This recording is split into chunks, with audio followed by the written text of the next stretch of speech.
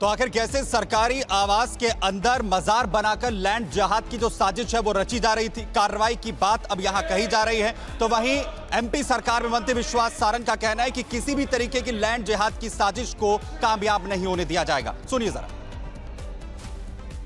Cabinet मंत्री विश्वास सारंग है हमारे साथ, बात करते हैं। सर, जो इलाका है तुलसी नगर, आपके घर से भी ज्यादा दूर नहीं है, वहां पर सरकारी आवास कि बड़ा अटपटा और आश्चर्यजनक है।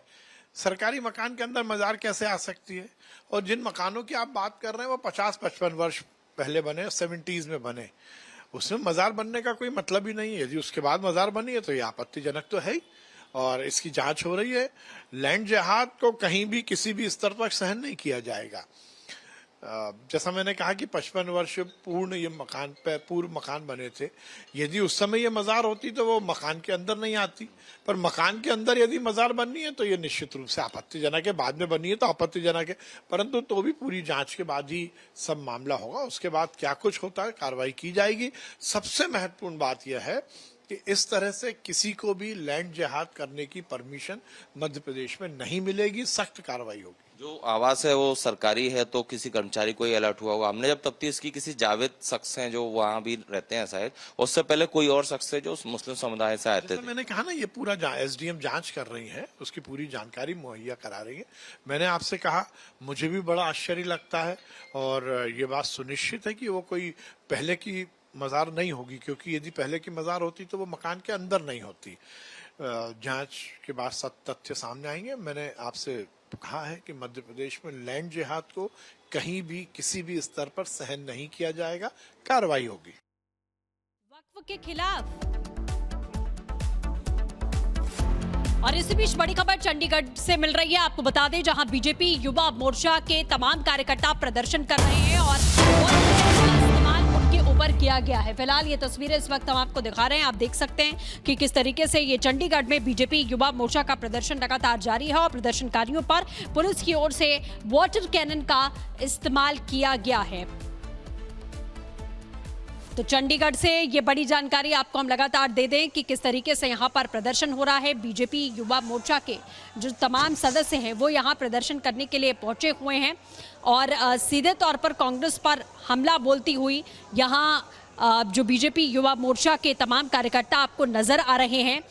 नेशनल हेराल्ड मामले को लेकर ये प्रदर्शन यहाँ किया जा रहा है और देश के कई हिस्सों में ये प्रदर्शन देखा गया है। जब से ईडी ने अपनी पहली चार्जशीट इस पूरे मामले को लेकर दाखिल की है, उसके बाद लगातार ऐसे प्रदर्शन जारी हैं। और वहीं नेशनल हेराल्ड मामले को लेकर एक तरफ लगातार कांग्रेस और गांधी परिवार सवालों के घेरे में है, तो वहीं एक चिंगारी हिमाचल से भी सुलग उठी है। जब सुक्खू सरकार की तरफ से नेशनल हेराल्ड में विज्ञापन देने की बात हुई तो कैसे लड़ाई अब आर पार की होती हुई दिख रही है, देखिए।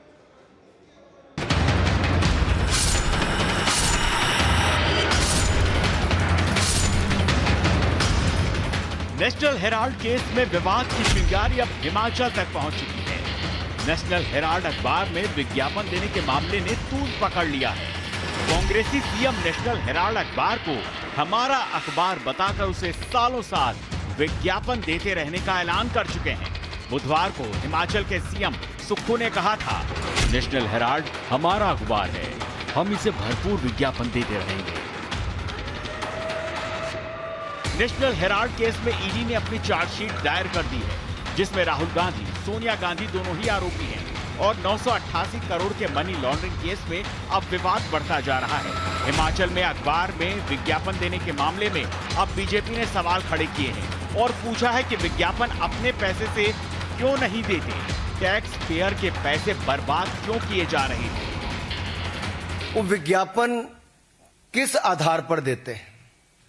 दैनिक अखबार जिनके बहुत सारे अलग अलग जिलों के संस्करण निकलते हैं, उनको चवन्नी मिलती है और नेशनल हेराल्ड को चांदी के सिक्के मिलते हैं। और मेरे अपने राज्य हिमाचल प्रदेश में बड़े बड़े दैनिक समाचार पत्रों को जो नहीं मिलता, यानी कि उनको चवन्नी मिलती है और नेशनल हेराल्ड को चांदी के सिक्के मिलते हैं। ईडी की चार्जशीट में बहुत साफ है, अपराध का प्रकार, अपराध की तिथि, अपराध का समय, अपराध की जगह, लेन देन का अपराध और अपराध के बारे में सारी जानकारियां ईडी ने फैक्ट्स एंड फिगर्स के साथ अपनी चार्जशीट में रखी है। नेशनल हेराल्ड केस में अब विरोध की आंच जम्मू कश्मीर तक पहुंच चुकी है, जहां भारतीय जनता युवा मोर्चा के कार्यकर्ता राहुल और सोनिया के विरोध में प्रदर्शन कर रहे हैं। नेशनल हेराल्ड केस पर अब बीजेपी और कांग्रेस दोनों ही फ्रंट फुट पर चढ़कर खेल रहे हैं। ऐसे में जीत किसकी होगी, ये तो वक्त तय करेगा। Bureau report, Republic Bharat.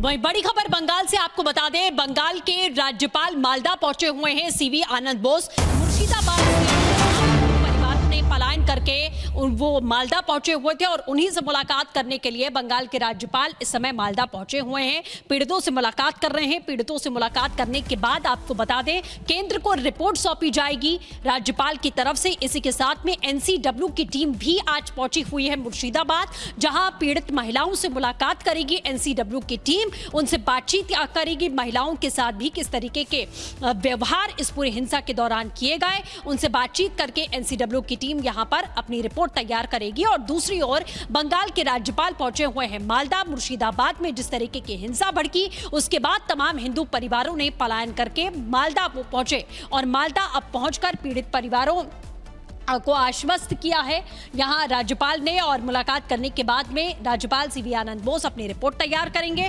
Report उनकी ओर से केंद्र को सौंपी जाएगी। जो अभी तक की जानकारी मिल रही है, 2 तस्वीरें इस वक्त हम आपको दिखा रहे हैं। एनसीडब्ल्यू की टीम मुर्शिदाबाद पहुंचती है और राज्यपाल पहुंचे हुए हैं मालदा। मुर्शिदाबाद से पलायन करके जो हिंदू परिवार पहुंचे, उनसे मुलाकात करने।